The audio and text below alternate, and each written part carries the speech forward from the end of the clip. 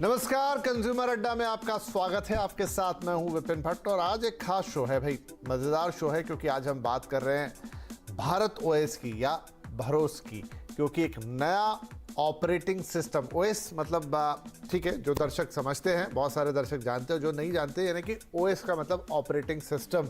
अब operating system क्या? जो आपके मोबाइल को चलाता है। आप में से जो लोग एंड्रॉयड फ़ोन का इस्तेमाल करते हैं वो एंड्रॉयड ऑपरेटिंग सिस्टम का इस्तेमाल करते हैं, जैसे विंडोज़ का माइक्रोसॉफ्ट जो कि आपके कंप्यूटर को चलाता है, और जो लोग एप्पल के फ़ोन का इस्तेमाल करते हैं वो iOS से परिचित होंगे, यानी आपके फ़ोन को चलाने वाला बेसिक सॉफ्टवेयर जिसमें कुछ एक ऐप्स भी होते हैं और बाकी वो आपके फ़ोन को रन करता है। तो अभी तक तो हिंदुस्तान में यही दो मेजर फ़ोन के सॉफ्टवेयर है, पूरी दुनिया में भी यही है, एंड्रॉयड का ऑपरेटिंग सिस्टम या फिर हम बोलें कि एप्पल का iOS यानी कि एप्पल का ऑपरेटिंग सिस्टम। लेकिन अब भारत ने बना लिया है अपना खुद का ऑपरेटिंग सिस्टम, भरोस, यानी कि भारत ओएस। IIT मद्रास और वहाँ पर एक स्टार्टअप ने मिलकर इसको तैयार किया है।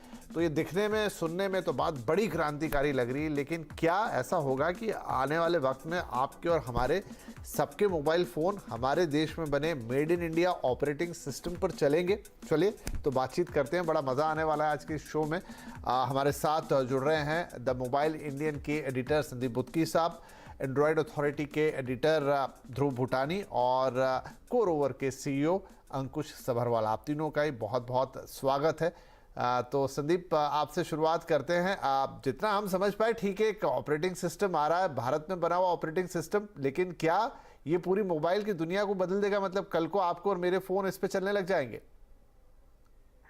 विपिन, एक अच्छा ओएस आया है विकल्प के तौर पे। एक हिंदुस्तानी स्टार्टअप कम्युनिटी ने इसको डेवलप किया है और भारतीयों को दिया है। लेकिन अगर सबसे पहले ऐसे करते हैं, नाम पे थोड़ी रोशनी डालते हैं। नाम है इसका बहार ओएस, भरोस भी कह सकते हैं, लेकिन अगर ओएस को साइड में करते तो बहार। बहार यानी कि अगर हिंदी वर्ड है, इसका मतलब है वेट। अब सवाल ये आता है कि ये जो वेट है, जो इसका जो भार है, ये किस में भारी पड़ने वाला है? एंड्रॉइड में भारी पड़ने वाला है, जो मोबाइल की दुनिया में एक जाना माना नाम है, और एकदम, अगर मतलब iOS भी है, लेकिन अगर एंड्रॉइड की दुनिया में देखिए जो सबसे ज्यादा फोन यूज करते हैं, वो उसको चैलेंज कर पाएगा? या फिर ये कंज्यूमर से भारी पड़ने वाला है? कंज्यूमर से पड़ने का मतलब क्या होता है कि कंज्यूमर्स की लाइफ को ये आसान करेगा या मुश्किल करेगा? अगर मुश्किल करेगा तो बाहर हो जाएगा, लेकिन अगर थोड़ा आसान कर दे तो बाहर ला देगा, तो बाहर से बाहर बन जाएगा। ये उसका सफर ये तय कर पाता है कि नहीं, ये तो आने वाला वक्त ही बताएगा। लेकिन आज की डेट में अगर बात करें, ये जो एक ऑपरेटिंग सिस्टम ने बनाया है, ये इन्हें बेसिकली बनाया है एंड्रॉइड इकोसिस्टम, एंड्रॉइड जो प्लेटफॉर्म है उसी पे। अगर सरल भाषा में बात करें कि जो गाड़ी के चेसिस टाइप का होता है, तो चेसिस जो इस गाड़ी का है, जिसमें पूरा बनाया गया है, वो है एंड्रॉइड ओएस। अब उसके बाद क्या किया है इन लोगों ने कहा है कि हम इससे बहुत सारे फीचर्स ऐसे हैं, जैसे आप जो एप्स होते हैं, ऐसा नहीं कोई भी प्रीलोड करके आपको दे रहे हैं, जो आपको चाहिए आप डाउनलोड कर सकते हैं। कैसे डाउनलोड कर सकते हैं? फिलहाल के लिए साइड लोडिंग की बात की गई है, लेकिन साइड लोडिंग में भी कठिनाइयां काफी हैं, क्योंकि साइड लोडिंग गूगल या फिर iOS अलाउ नहीं करता है बहुत जगहों पे। इसलिए नहीं करता है क्योंकि उसके जरिए आपके फोन की सिक्योरिटी पे लग सकती है सेल। उसके अलावा अभी एकदम प्लेन है, और हमारे जितने मैक्सिमम कंज्यूमर्स हैं भारत में, वो चाहते हैं जब भी फोन यूज करते हैं, सबके सब टेक्नोलॉजी को एकदम अच्छे से नहीं जानते। बस वो ये जानते हैं कि मुझे व्हाट्सएप कॉल करना है, मुझे कॉल करना है, मेरे को SMS करना है, मेरे को फेसबुक पे जाना है। तो उनको कुछ चीजें बना के देनी पड़ती है, और अभी जो थाली दी गई है वो थाली खाली है, उसको भरने की जरूरत है। ठीक है जी, बढ़िया समझा आपने। तो ध्रुव, क्या समझे फिर इसको? कि एक छोटा एग्जांपल मैं लूं जिससे आम लोगों को समझ में आए। जैसे कि OnePlus के फ़ोन होते हैं, वो भी एंड्रॉयड का इस्तेमाल करते हैं, लेकिन वो कहते हैं हम इसके ऑक्सीजन मोड का इस्तेमाल करते हैं या थोड़ा सा प्योर एंड्रॉयड इस्तेमाल करते हैं, उस पर बहुत सारे ऐप्स लोडेड नहीं होते हैं। तो क्या ये भी लगभग वैसी ही चीज़ है? हम ये ना माने कि ये पूरी तरह से कोई एक इंडिपेंडेंट ऑपरेटिंग सिस्टम आ गया है, बल्कि एंड्रॉयड का ही एक ऐसा वर्जन होगा जिसमें शायद उतने प्री लोडेड ऐप्स नहीं आ रहे होंगे, क्लीन वर्जन होगा। क्या मैं सही बोल रहा हूँ? हाँ जी विपिन, बिल्कुल, एक्चुअली बिल्कुल एग्जैक्टली यही चीज है। ये ग्राउंड अप इंडिया डेवलप नहीं है, ये एंड्रॉयड का ही एक वर्जन है, और उसमें कोई प्रॉब्लम नहीं है। एंड्रॉयड जो है बिना गूगल के ऐप्स के ओपन सोर्स ऑपरेटिंग सिस्टम है, कोई भी डाउनलोड करके उसको अडाप्ट कर सकता है, जो यहाँ पे भी किया गया है। एंड यहाँ पे जो फोकस है वो है कि इसमें से गूगल सर्विसेज, एड ट्रैकिंग वगैरह सब कुछ हटा दिया है, थोड़ा सिक्योरिटी पे भी एक्स्ट्रा फोकस किया है। एंड जैसे पहले बात हो रही थी इसमें अब काफी ऐप्स है, जैसे अगर आपकी पेमेंट सर्विसेज वगैरह जो है वो नहीं चल पाएंगी क्योंकि वो डिपेंड करती है गूगल सर्विसेज पे। पर ऐसा ऑपरेटिंग सिस्टम आपके सिक्योरिटी रिलेटेड जितने भी गवर्नमेंट ऑर्गेनाइजेशंस है जहाँ पे रिक्वायरमेंट है, या इवन मिलिट्री में भी जहाँ पे एड ट्रैकिंग, लोकेशन ट्रैकिंग वगैरह नहीं होनी चाहिए, उन एप्लीकेशंस में काफी यूजफुल रह सकती है। रेगुलर कस्टमर के लिए शायद अभी नहीं, अगर इसके अराउंड एक काफी कॉम्पिटेंट ऐप स्टोर डेवलप हो गया और डेवलपर अपटेक हुआ तो शायद, बट एज इट स्टैंड्स ये ज्यादा उस मार्केट के लिए है। एंड हाँ जी बिल्कुल एंड्रॉइड पे ही बेस्ड है, सो ग्राउंड अप नहीं डेवलप्ड है इंडिया में।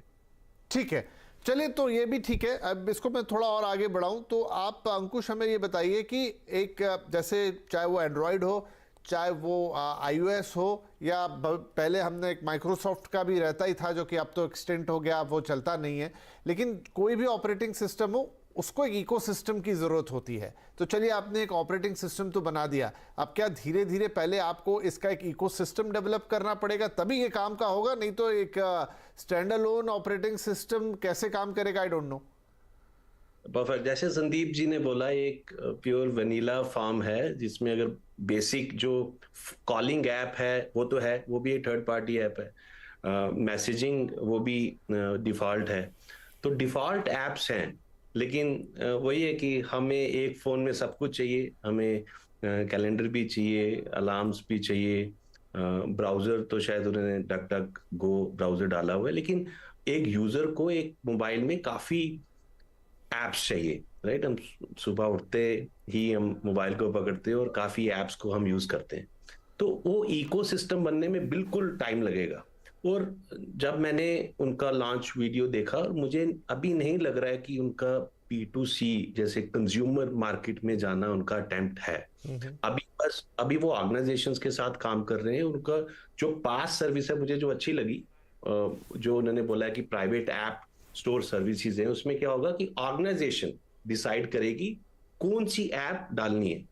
ऐसा नहीं है कि ऐप बनानी है, जो एग्जिस्टिंग जो एंड्रॉयड में ऐप चलने वाली हैं वो चलेंगी। यहाँ पे सिर्फ एक मॉडरेटर रहेगा, एडमिन रहेगा, वो बताएगा कि कौन कौन सी ऐप्स यहाँ पे अलाउड हैं उसके एम्प्लॉइज के लिए। जैसे ध्रुव ने बोला, मिलिट्री ऑर्गेनाइजेशन या बाकी जो क्रिटिकल सर्विसेज हैं गवर्नमेंट की, वहां पे एडमिनिस्ट्रेटर डिफाइन कर सकता है कि ये ऐप अलाउड है। तो ऐप्स बनाने की जरूरत नहीं है, सिर्फ उसको क्यूरेट वेरीफाई करने की जरूरत है, और उस ऑर्गेनाइजेशन में उस एम्प्लॉइज के लिए वो ऐप्स चलेंगी।